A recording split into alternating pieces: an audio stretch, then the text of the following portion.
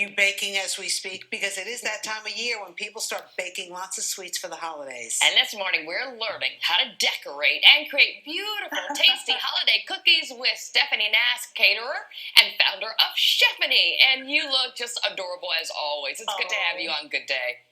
Thank you for having me. I'm so excited to be part of this. And as you know, it's cookie decorating season. And if we need something sweet, this is the year.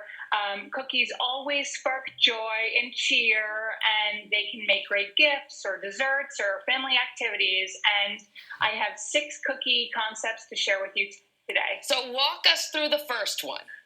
Absolutely. So the first one is sort of a cookie wreath. So my first 3 concepts, we're going to be decorating plain frosted sugar cookies. And to create this sort of natural wreath, I'm going to use some dill. I'm going to pop it on the side of the cookie just like this. Oh, that's smart. Okay. And just create a little round wreath shape. Oop.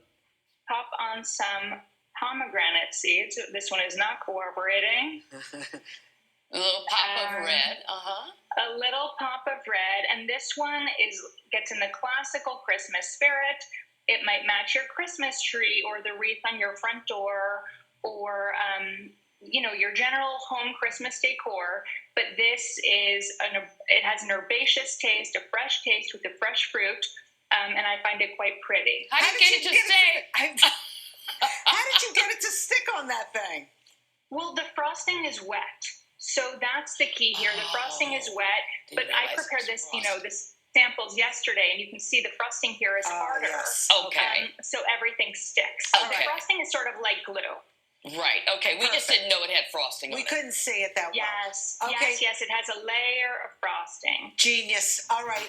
And this matches. I have a little cocktail napkin to match on Chefanie.com, but you can, put this on little plates or little cocktail napkins, put it in a pretty box with a pretty bow, and you are all set. Very cute. Show us something else that we can do. Absolutely. So to create these agate decorated cookies, so these look like little stones. I have a fresh frosted sugar cookie, sort of in a concave shape. So the outside has thicker frosting than the inside. And I'm going to spray the outside of this sugar cookie with an edible metallic food dye, just like that. And I'm going to use rock candy. I have 3 different colors of rock candy. And I'm going to create a rim of the clear rock candy. Oh, that's pretty. And these are sort of like icy blue. It's a totally different Christmas aesthetic, but it feels wintry. And it's definitely very pretty. So and I very like sugary. Candy. And, great for to get the family involved, because there's, we're looking at one another 24/7 in the house. So this is good. Yeah. And by the way, you can probably cheat a little bit with the cookies. If you don't feel like making the cookies from scratch, you can probably buy them and then just do the frosting and stuff like that. Slicing. What do you think? Absolutely. So actually, I've created for my next set of cookie decorating concepts, I've used a cookie dough log. So you can go to the grocery store, buy a log of sugar cookie dough like this. This happens to be made from scratch. Recipe on my website.